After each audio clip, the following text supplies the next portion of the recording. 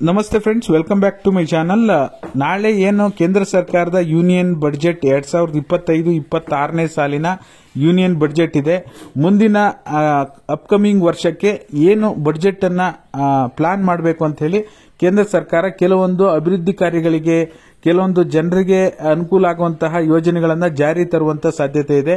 ಅದರಲ್ಲೂ ಕೂಡ ಈ ಬಾರಿಯ ಬಡ್ಜೆಟ್ನಲ್ಲಿ ಪ್ರಮುಖವಾಗಿ ಮಧ್ಯಮ ವರ್ಗದ ಮಹಿಳೆಯರು ಮತ್ತು ಬಡ ಮಹಿಳೆಯರಿಗೆ ಅನುಕೂಲ ಆಗಲಿ ಅಂತ ಹೇಳಿ ಪ್ರತಿ ತಿಂಗಳು ನೇರವಾಗಿ ಗೃಹಲಕ್ಷ್ಮಿ ಮಾದರಿಯಲ್ಲಿ ಹಣವನ್ನು ಬಿಡುಗಡೆ ಮಾಡುವಂತ ಸಾಧ್ಯತೆ ಇದೆ ಅಂತ ಹೇಳಿ ಕೇಳಿ ಬರ್ತಾ ಇದೆ.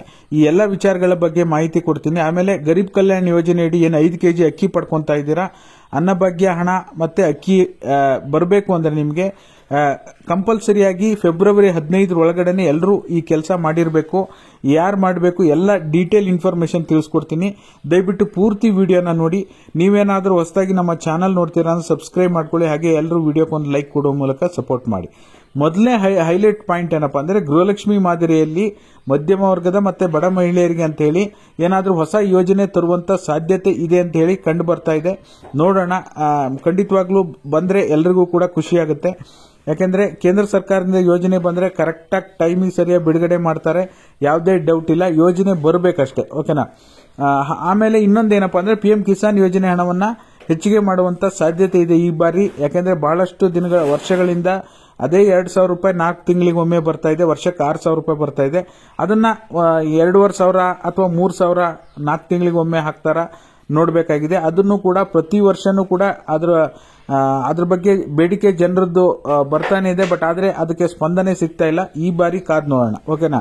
ಬಟ್ ಆದ್ರೆ ಇನ್ನೊಂದು ಪ್ರಮುಖವಾದ ವಿಷಯ, ಇವೆಲ್ಲವೂ ಕೂಡ ನಿಮಗೆ ಏನಾದ್ರೂ ಹೊಸ ಯೋಜನೆ ಮಹಿಳೆಯರಿಗೆ ಅಂತ ಜಾರಿಗೆ ತಂದ್ರೆ ಕಂಪಲ್ಸರಿಯಾಗಿ ನೀವು ಫೆಬ್ರವರಿ 15 ಒಳಗಡೆನೆ ಈ ಕೆಲಸ ಮಾಡಬೇಕು. ಯಾವ್ದಪ್ಪ ಅಂದ್ರೆ ನೀವು ಗೂಗಲ್ ನಲ್ಲೂ ಸರ್ಚ್ ಮಾಡಿ ನೋಡಿ, ರೇಷನ್ ಕಾರ್ಡ್ KYC ಅಂತ ಸರ್ಚ್ ಮಾಡಿದ್ರೆ ನಿಮಗೆ ಆಲ್ರೆಡಿ ನಾನು ಆಹಾರ ವೆಬ್ಸೈಟ್ ಅಲ್ಲಿ ರೇಷನ್ ಕಾರ್ಡ್ KYC ಅನ್ನ ಹೇಗೆ ಚೆಕ್ ಮಾಡಬೇಕು ವಿತೌಟ್ OTP ವಿತ್ OTP ಅಂತ ನಿಮ್ಗೆ ವಿಡಿಯೋ ಮಾಡಿ ತೋರಿಸಿದ್ದೇನೆ.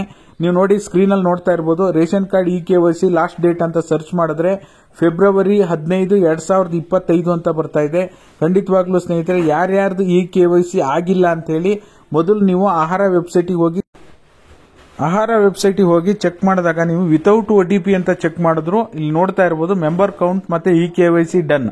4 ಜನರ KYC ಡನ್ ಆಗಿರೋದು ನಿಮಗೆ ತೋರಿಸ್ತಾ ಇದೆ. KYC ರಿಮೈನಿಂಗ್ ಅಂತ ಇದೆಯಲ್ಲ, ಅಲ್ಲೇನಾದ್ರೂ 1, 2 ಅಂತ ಬಂದ್ರೆ ಯಾರ್ದಾಗಿಲ್ಲ ಅಂತಾನು ಕೂಡ ಡೀಟೇಲ್ ಆಗಿ ನೋಡಬಹುದು. ಅದು ಹೇಗೆ ನೋಡೋದು ಅಂತ ಆಲ್ರೆಡಿ ವಿಡಿಯೋ ಮಾಡಿದ್ದೇನೆ. ಪ್ರತಿಯೊಬ್ಬರು ನಮ್ಮ ಚಾನಲ್ ನಲ್ಲಿ ವಿಡಿಯೋ ಇದೆ, ತಪ್ಪದೆ ಆ ವಿಡಿಯೋನ ನೋಡಿ, ಓಕೆನಾ.